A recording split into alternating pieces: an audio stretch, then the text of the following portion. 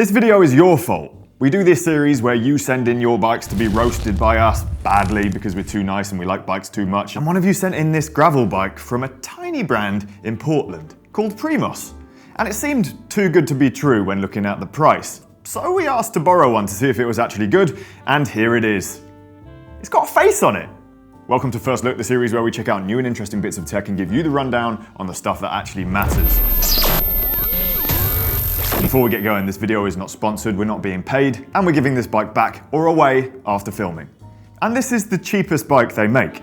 It's called the Dame. It's chromally steel, disc brake, through axle. This one is a size small with 650B alloy wheels, sealed bearing Novatec hubs, and these are tubeless compatible. Continental Terra 2-inch tyres, Microshift Sword 10-speed group set, an alloy finishing kit comprised of 40cm flared bars and a 70mm stem. Right, let's get this out of the way. Yeah. 12.28 kilos. I mean, it's not a hill climb bike. It's steel.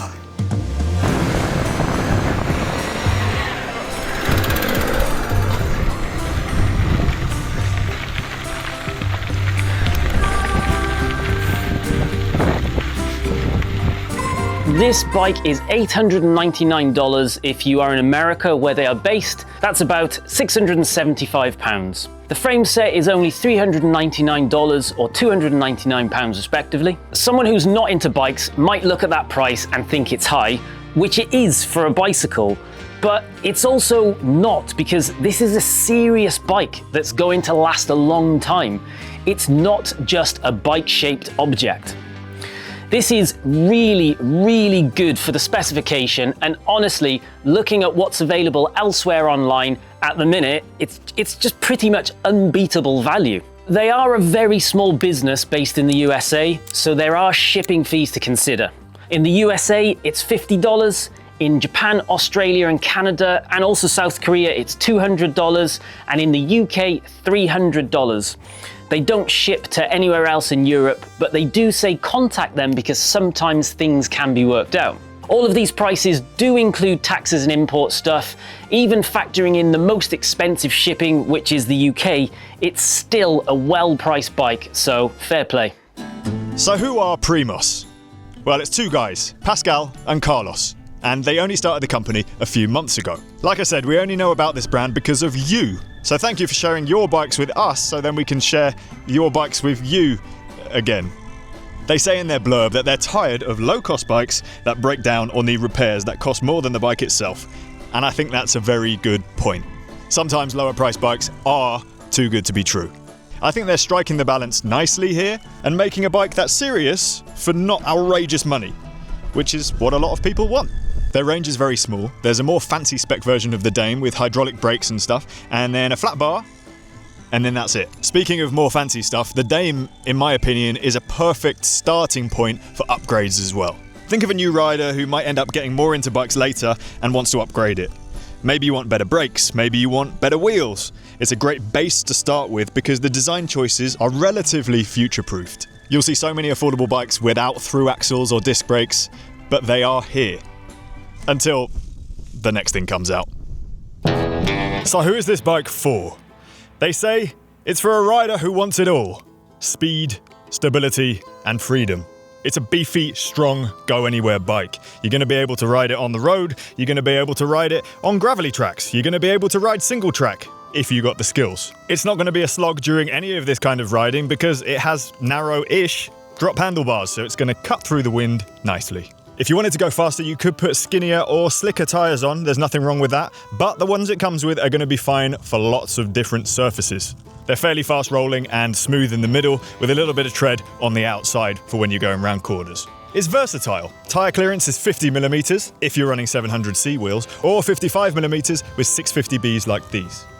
That is nice and fat and basically mountain bike tyres. So you're going to be able to run them super squishy pressures and they'll feel smooth and floaty. Combine that with a steel frame and it's like riding a magic carpet. Which, obviously, I have done. It has mudguard mounts, it has rack mounts. You're going to be able to load this guy up with shit tons of stuff. And if you wanted to ride it super long distance for multiple days, it's going to be a safe bike to choose because the parts are mechanical and easy to service. And the frame is steel, so if bad things happen, it can be repaired by someone who knows how to weld. Now, I like to include in these videos a bit of a market comparison and other bikes that are in the same realm as whatever we're covering. Finding bikes that were as good value as this was a bit of a struggle, but there are some, the first one being from State. They do a bike called the All Road for $899. It only seems to be available in the US though. If you access the website from anywhere else, the bike doesn't even exist. It's steel, has big tyre clearance, and it has what looks like a rebranded sensor group set, which is pretty cool. Then there's also a bike available from Decathlon, which is very similar spec, but an aluminium frame. Problem there is, in the States, that is then really expensive, and in Europe, more affordable. So perhaps the message here is look at the bikes that are closest to home and choose one based on that. If you have any suggestions for gravel bikes under £1,000, share them with us in the comments down below. Livability. A bike like this is always going to score high. Nothing fancy here, just good old-fashioned cables, externally routed, normal bar stem, threaded BB, normal seat post. Personally, I'm a big fan of the faces on the bike, I think. Do you want me to hold this? Oh, if you want to. More bikes should have faces on them. Like this guy. He looks very happy and very smug. What do you think his name is? Primos. Right? Microsoft Word. Wait, no. Microshift Sword. It's crazy this bike has a group set that isn't SRAM or Shimano. This is the 1x version of Sword from the company Microshift, out of Taiwan.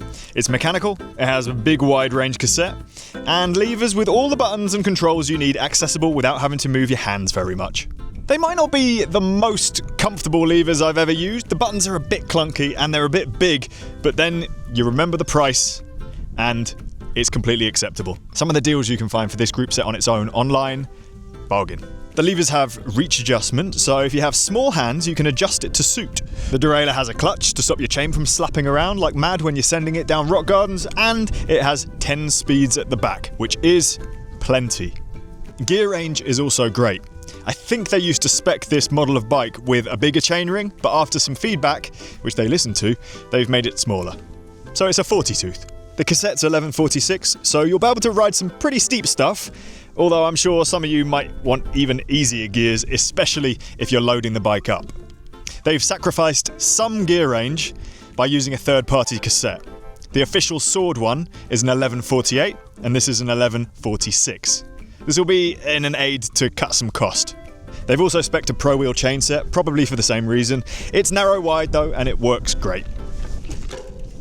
Anyway, all of the important bits of the group set are there, and I've ridden it many, many miles through Thailand. It was brilliant then, it is brilliant now. In terms of sizing, the geometry is great. It's going to suit lots of people. It's designed around pretty short stem lengths. I should really have asked to borrow a medium instead of a small, that was my mistake. But it would suit someone like Jimmy, who's 5'7", really well. In fact, he'd love this bike. The problem is, this is the smallest size they do. Despite what the thing on their website says, I don't think there's any way someone who's 5'1" is going to have a comfortable time on this size of bike. So beware. It's just too long. On a positive note, component size scales with the frame size. So you're getting a shorter crank on the smaller sizes, a longer crank on the bigger sizes. The handlebars are flared, so despite looking quite big, 40 centimeter on the two smaller sizes, they actually measure 36 centimeters at the hoods. For a very small company working in quite a tight price bracket, I think they've done really well here, better than some big brands. So despite the bikes not going quite small enough in my opinion, I think we should be putting pressure on the bigger brands to lead the way, who have the resources to make smaller bikes, but don't. Yeah, one day at a time, come on, hey, one job at a time, yeah. Now I had one small issue when the bike arrived. The front brake mount was bent. I imagine during storage or transit, because the rest of the bike was set up perfectly. I had a spare one because I have little bike parts coming out of my ears, but I asked Primos what would they do if this was a regular customer. And they said, normally customers just reach out to us directly. We immediately send the replacement part and also cover the bike shop costs.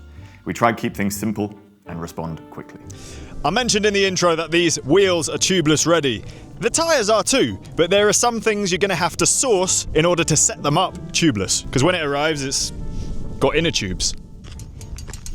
It's not tubeless, it's tube width. Tube width. Tube width. Thank you. We should adopt that term. I'm out. Back to my tree. Cheers.